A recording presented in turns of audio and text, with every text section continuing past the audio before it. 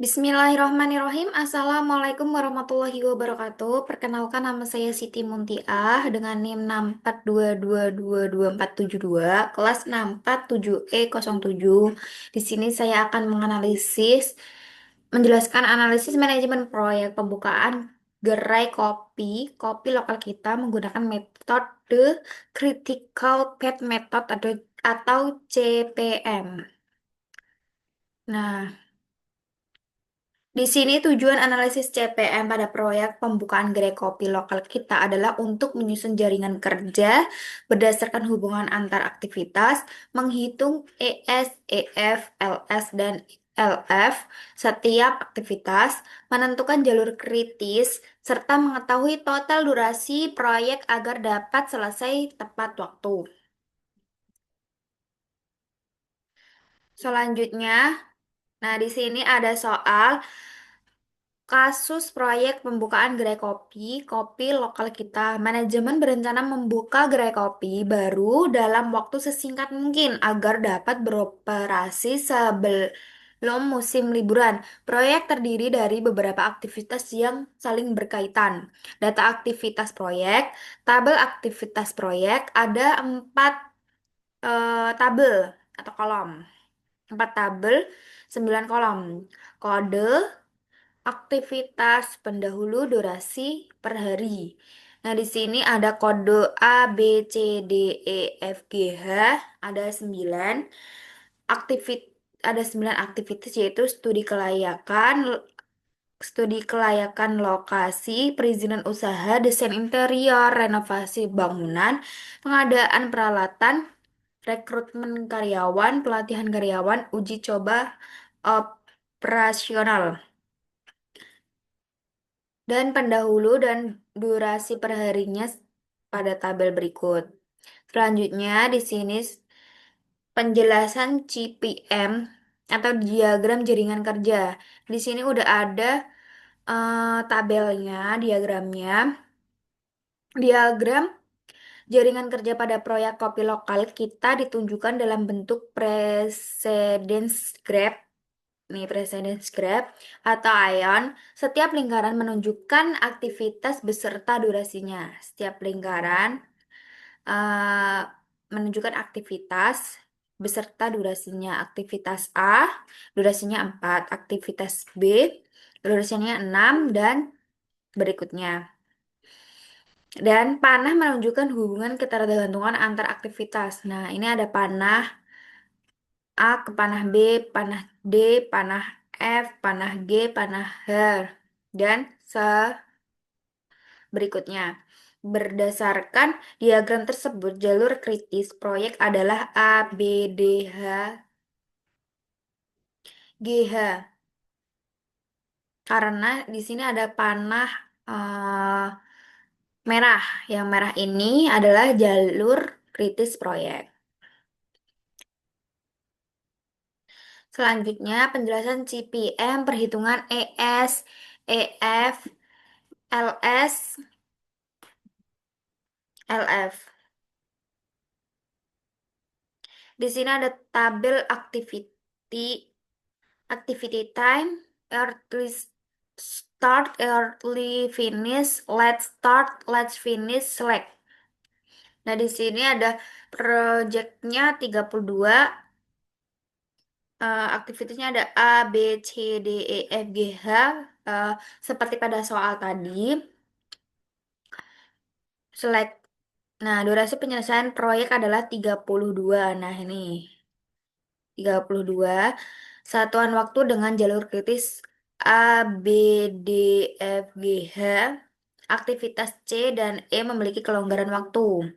Maksudnya, yang jalur kritis ini A, B, D, F, G, H ini seleknya 0 atau tidak ada kelonggaran waktu. Nah, aktivitas C dan E memiliki kelonggaran waktu, berarti C dan E ini ada kelonggaran waktu. Ada seleknya ada 1, berarti 1 hari, kelonggaran waktunya 1 hari. Kelonggaran waktunya 14 hari gitu. Pengendalian proyek sebaliknya, sebaiknya difokuskan pada aktivitas yang berada pada jalur kritis untuk menghindari keterlambatan.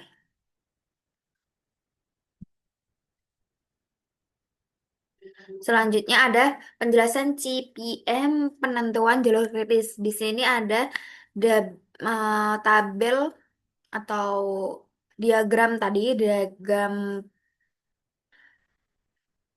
proyeksi proyek kopi lokal kita. Menentukan jalur-jalur yang mungkin berdasarkan diagram jaringan kerja terdapat beberapa jalur. Jalur satu itu A, B, D, F, G, H dijumlah jadi 32 hari. Durasinya berarti jalur 2 ada A, C, D, F, G, H. Ada 31 durasi atau 31 hari. Jalur 3 ada A, C, E, H. Ad- Durasinya ada 18 hari. Jalur kritis itu adalah jalur dengan durasi paling panjang adalah A, B, D, F, G, H. Total durasinya ada 32 hari. Itulah yang disebut jalur kritis atau critical path. Selanjutnya penjelasan CPM, total durasi proyek. Berdasarkan diagram jaringan kerja, perhitungan ES, LF, serta penentuan jalur kritis yang sudah kita bahas tadi, dapat disimpulkan bahwa total durasi proyek adalah 32 hari dengan jalur kritis A, B, D, F, G, H. Makna manajerial, makna jalur, analisis manajerial, makna jalur kritis. Secara manajerial, makna jalur kritis adalah A. Aktivitas pada jalur ini tidak memiliki kelonggaran waktu atau slack sama dengan nol. B. Menjadi prioritas utama pengawasan oleh manajemen. Yang C. Menentukan apakah proyek selesai tepat waktu atau tidak. Yang D. Menjadi dasar dalam pengembalian keputusan jika diperlakukan percepatan proyek. Artinya, fokus utama manajemen harus diarahkan pada aktivitas-aktivitas di jalur kritis agar target waktu tercapai. Selanjutnya ada analisis manajerial dampak jika aktivitas kritis terlambat. Jika salah satu aktivitas pada jalur kritis mengalami keterlambatan, maka dampaknya adalah yang pertama, proyek otomatis ikut terlambat. Otomatis karena tidak ada slack, keterlambatan 1 hari akan menambah durasi proyek 1 hari. Yang kedua ada biaya proyek dapat meningkat. Otomatis keterlambatan bisa menyebabkan tambahan biaya tenaga kerja, operasional, atau denda. Yang ketiga ada resiko kehilangan peluang bisnis. Jika pembukaan gerai melewati musim liburan, potensi pendapatan bisa berkurang. Yang keempat ada gangguan terhadap jadwal aktivitas berikutnya. Aktivitas yang saling bergantungan akan ikut tertunda. Selanjutnya kesimpulan. Ringkasan hasil analisis CPM yang sebelumnya kita bahas berdasarkan analisis Critical Path Method atau CPM, pada proyek pembukaan gerai kopi lokal kita dapat disimpulkan bahwa yang pertama, diagram jaringan kerja telah disusun berdasarkan hubungan ketergantungan antara aktivitas. Yang kedua, hasil perhitungan ES, EF, LS, dan LF menunjukkan bahwa terdapat aktivitas yang memiliki slack atau kelonggaran waktu dan terdapat aktivitas yang tidak memiliki slack atau kelonggaran waktu. Yang tiga, jalur kritis proyek adalah A, B, D, F, G, H.